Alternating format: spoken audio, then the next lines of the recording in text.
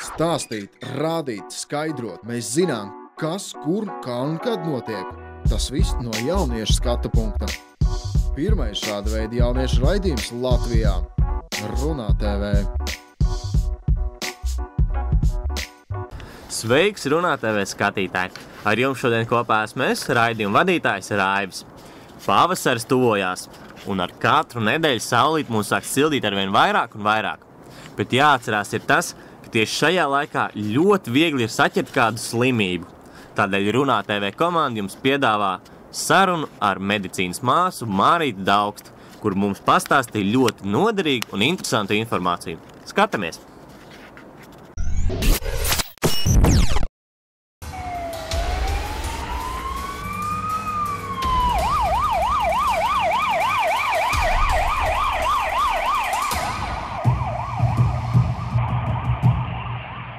Ik viens cilvēks reiz ir saskāries ar situāciju, kad ir jāmeklē mediķa palīdzību. Pirmā profesija, kas nāk prātā domājot par medicīnu, ir ārsts. Cilvēks, kurš veic izmeklējums, uzstāda diagnozi un nozīmē terapiju. Ārsts savu darbu nevar darīt viens pats, tāpēc viņam blakus ir vajadzīga labā roka, jeb gudra un zinoša māsiņa. Intervijas sākumā, kā parasti uzrunājām māsiņu par māsiņu, taču tikām ātri palaboti. Pareizi ir teikt medicīnas māsa. Šis būs stāsts par māsu, kura savu darbu dara rūpīgi un pašaizliedzīgi. Mārīte Daugste, Valsts Radina Kliniskās universitātes slimnīcas sirdsķirurģijas, anestezioloģijas un intensīvās terapijas virsmāsa. Cilvēks, kurš savu ikdienu velta tam, lai rūpētos par pacientu aprūpi un drošību, kā arī pārvalda māsu darbu nodaļā. Lai noskaidrot, kā Mārīte nonāca līdz medicīnai, sākām iztaujāt par viņas bērnību. Bērnība pagājusi Kurzemes pusē. Esmu dzimusi un augusi Ugālē. Visu mūžu esmu domājusi par māsas profesiju, jo augusi esmu daudzbērnu ģimenē un vienmēr bija jārūpējās par kādu, un tāpēc arī man nākotnes izvēle bija māsas profesija. Bērni bieži vien izvēlās profesiju, kurā ir strādājis kāds no viņu vecākiem, taču Mārīte savu profesiju izvēlējās citu iemeslu dēļ.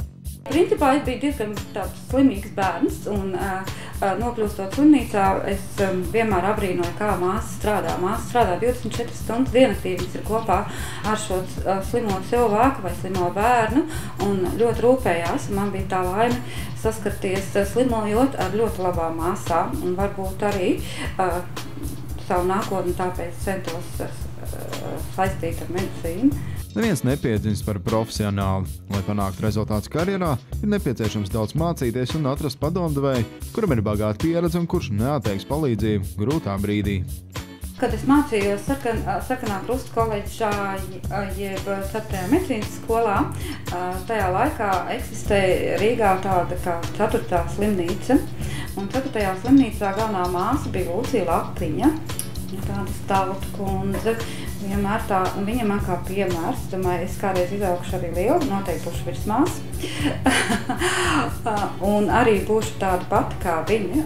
Gribējām uzzināt, vai Mārīte uzskata sev par piemēru, no kur mācīties. Es nedomāju, ka man ir jābūt kā paraugam kādam, jo mēs katrs esam personība, un mums katram ir jāstrādā, katram ir jāpiemīt savām zināšanām un savām prasmēm. Un es jau būtu tikai priecīga, ka es varu būt autoritāte, bet tikai profesionālajā ziņā. Latvijā medicīnas māsas profesija nav tā vislabāk apmaksātā un nav noslēpums, ka daudz jauno māsu dodās uz ārzemēm, jo tur paveras lielāks iespējas nopelnīt. Jautājām, kā uz to skatās Mārīte un vai viņai ir bijusi doma par aizbraukšanu. Jā, ir bijusi. Neslēpšu, ir bijusi, jo brīžiem šī valsts nesakārtotība, gan medicīnā, gan arī citās sfērās ir likuši domāt par to, kāpēc man tik jācīnās, ka es taču varu savu zināšanas un man ir pietiekoši laba izglītība, lai es varētu strādāt ārpus Latvijas. Jautājot par to, kas tad ir grūtākais māsas ikdienā, Mārīte atzīst, ka darbs ir ļoti atbildīgs un ir svarīgi, lai cilvēks, kurš dara savu darbu, būtu izvēlējies sev piemērotāko profesiju. Ir vienkārši jāstrādā, ir jāpalīdz cilvēkiem, ir jāpiemīt pietiekoši daudz zināšanām un prasmēm, lai es varētu labi veikt savu darbu. Intensīvās terapijas nodaļas ikdiena krasi atšķirās no parastās terapijas nodaļas. Brīdī, kad pacients tiek ievietots intensīvās terapijas nodaļā, viņš tiek novērots 24 stundas diennaktī un 7 dienas nedēļā. Tā kā ir vairāk virzieni, kuros māsa var strādāt, vēlējāmies uzrunāt, kāpēc Mārīte izvēlējās tieši šo. Es mācījos 4. medicīnas skolā Rīgā, un pēc skolas mums bija valsts sadale, un mana sadale iekrita Stradiņu slimnīcas reanimācijas nodaļā. Šī Mārītei bija pirmā profesionālā saskarsme ar medicīnu. Nodaļā varēja redzēt, kā aprūpe tiek veikta augstā līmenī un ka viss notiek ātri. Savā profesijā Mārīte strādā jau kopš 85. gada vasaras. Laika gaitā ir krāta pieredze un papildināta zināšanas. Uzrunājām arī Mārītes kolēģis, lai tie padalās ar savu redzējumu par viņu. Mārīte ir vislabākais priekšnieks, kāds varētu būt. Viņš ir savā ziņā stingrs, kas nodaļas virsmāsai ir ļoti svarīgi, jo šeit ir jābūt sakārtotībai, šeit ir augsta riska, kā lai saka, nodaļa, jā, gan infekciju ziņā, gan aprūpas ziņā, intensīvs darbs, kas ir ļoti smags, jā. Tāpat brīdī saglabāt cilvēcību, jā. Visu ir iespējams vienoties, visu ir iespējams kontaktēties ar viņu, sarunāt. Nekad nav bijušas problēmas, kā ārpus tā darbā, kad tu nevarētu kaut ko ar viņu komunicēt. Jebkurā jautājumā tu pie viņas vari griezties, neskaidrības vienmēr ir cilvēks, pie kā tu vari griezties, ar viņu aprunāties un risināt jautājumus. Ļoti erudītām, labām zināšanām, kuras nekad neliedz, ja tu jautā viņai padomu. Tā kā viņa zināšana priekšā es tiešām, ja tā var teikt, var noliekt galvu ar visu savu tomēr lielo pieredzi. Es Mārīti ļoti cienu un es domāju, kā priekšnieks viņa ir ideāla. Medicīnas māsa ir cilvēks, kurš parasti uzklausa pacientu un dzīvo viņam līdzās, taču šī līdzjūšana nebeidzas aizvarot nodaļas durvis. Pirmos 10 gadus, kad strādāju, ļoti grūti bija nodalīt darbu no mājām, jo aizejot uz mājām pēc darba vienmēr atmiņā bija šies pacienti ar savām problēmām un vajadzībām. Strādājot ilgāku laiku periodu, tomēr sevi iemācies kaut kā norobežot, jo nevari padegt kopā ar šiem pacientiem, jo kopā ar savu personālu cenšos, bet reizēm nesanāk.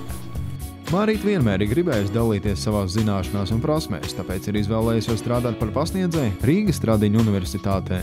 Šis ir pirmais gads, kad es esmu tāda pilnvērtīga pasniedzēja, mācu jaunās māsas, mācu savu specialitāti, jo tas ir ļoti svarīgi, kad mums nākotnē būs izglītots profesionāls anestēzijas intensīvās neatliekamās aprūpes māsas. Un kas tad cits, ja ne mēs māsas pašas, kurām ir 10 gadu, 20, 30 gadu darba pieredze, mācīsim jaunās māsas. Vērojot virsmās darbībā, var redzēt, ka viņai rūp ik viens pacients un šķiet, ka katra jaunā māsa no viņas varētu ņemt piemēru. Jautājām kolēģiem, kas ir tas, ko viņi var mācīties no Mārītes. Kā vadīt kolektīvu? Kolektīvs ir diezgan liels, vairāk kā 40 cilvēki. Un ar to katram ir savas kaut kādas vēlmes, katram ir savu faktori, kāpēc viņš kaut ko var vai nevar. Arī saskaņot darba grafiku, tas ir ļoti sarežģīti. Katrs varbūt strādā kaut kur papildus, ir studenti tāds kā es, jā, kuram ir kaut kādas vēlmes, iespēja tikt uz lekcijām un tikt uz darbu, tas ir ļoti grūti, jā. Ar Mārītu to ir vienmēr iespējams saskaņot. Un ar to, tas, ka viņa var pieskaņoties tā fleksibli katram darbiniekam, tas ir, manuprāt, svarīgākais viņas un labākais viņas tas puses. Kur jautājumi var pie viņas griezties, un viņi nekad neatteiks. Es nezinu, kā ar citiem, es domāju, ka ar citiem arī tā nenotiek, bet mums jāsaka, ka mēs esam kā cimds ar roku, jo mēs esam cik gadus kopā, šausmas. Mēs esam pudu sāls apēdušas, un vēl mums nav par sāļu tas viss. Mūsdienās vārdi paldies, lūdzu un vai tev vajag palīdzēt izskan arvien retāk. Mārīte šos vārdus savā darba laikā lieto ļoti bieži. Viņa vienmēr ir gatava palīdzēt ne tikai saviem pacientiem, bet arī kolēģiem. Taču nepaies garām, ja redzēs, ka medicīniskās manipulācijas tiek darīts nepareizi. Pamatvērtības mēs iegūstam ģimenē. Un, ja mēs cienīsim arī otru cilvēku pamatvērtības, jeb vērtības, tad mēs spēsim sniegt šo kvalitīvo aprūpi un nepaiesim garām pat jebkurā vienkāršajā situācijā. spēsim pateikt cilvēkiem paldies, un arī spēsim kādreiz cilvēkam pateikt kritiku īstajā laikā. Ja? Nevis tikai tāpēc, ka gribās pateikt šīs kritiskos vārdus, vai rāt vienkārši tikai tāpēc, ka man ir slikts garas stāvoklis. Šis Mārītei ir jau 30. gads, kopš viņa strādā par medicīnas māsu. Jautājot par to, vai Mārīte būtu gatava strādāt vēl 30 gadus, viņa smejoties atbildēja. Nē, tas nebūtu normāli, jo ir jāapzinās arī tā robeža, kad tev jāiesiet projām un jādod vieta jaunajiem kolēģiem. Un es ceru, ka pienāks tāds periods, ka es varēšu mierīgi aiziet pensijā un braukāt pa pasauli un apskatīties citas valsts, citas zemes, pilnīgi mierīgi, jā. Zinot, ka manā vietā ir palikušas profesionāls kolēģis, kuras turpinās man darbu. Kristīna Tervite, Vladislavs Padvīnskis, Runā TV. Nu, lūk, priecājos, ka skatījāties šīs nedēļas epizodi.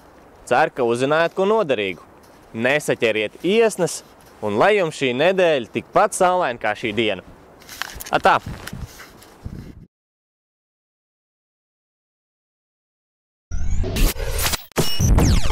Izteikts. Viņiem ir tāds periods, ka viņi neizjūt bailes, viņi neapzinās tās briesmas, ka tur ir dažas sekundes un ir beigts vai sakropļots uz mūžu. Lai gan jaunībā bijis vieglāk pieņemt nāvi, neskatoties uz nostrādātajiem gadiem, Daina pie nāves līdz galam nav pieradusi. Katram ārstam tā ir liela trauma. Tā saka, jūs jau pie tām nāvēm pieraduši, nevar. Ir kaut kā drusku var pierast, tad drusiņi. Bet patiesībā katra pacienta nāva ārstam ir liela trauma. Mums ir liela mirstība. Mums ir tā 15–20% mirstība mums ir. Kad pacients nomirst, tad tuvinieku pirmā reakcija ir kādu vainot. Galvā ir ieslēdzās smadzenēs tādu mehānismu, ka vajag vainīgo. Un tas ir, teiksim, uz mediķiem diezgan nepatīkami, jo ļoti bieži gadās, ka vaino nāvē mediķis. Tas nekas, ka viņam tur kāds uz ielas uzbruka, teiksim, un sadūra viņu, vai mašīna viņam uzbrauc virsū, vai viņš pats, teiksim, tur, nolec ūdenī un ielec ūdenī un sprandu nolauz. Viņam vajag vainīgo. Tā ir tāda vajadzība iekšēji. Tas, kas strādājot savā profesijā iepriecina, ir atkal redzēt pacientu veselu. Un viņš pēc kāda laika ierodās un stāv pie durvīm un mēs skatāmies tā kā, nevar saprast, kas tur ir tāds, un viņš stādās priekš, es esmu tas un tas, mēs jau vairs nepazīstam, viņš jau ir normālā izskatā, normālā apģērbā un atnācis pie mums tur kūku atnes, piemēram. Ne jau tai kūkā ir tas tā sāls, galvenais jau, ka viņš atnācis un viņš ir priecīgs un pateicīgs un ka viņš ir dzīvs un tas ir tāda aizkustinoša mirkļi, kas nav vispār patiesībā īpaši bieži, jo tas periods pie mums ir diezgan smags un retais, kurš grib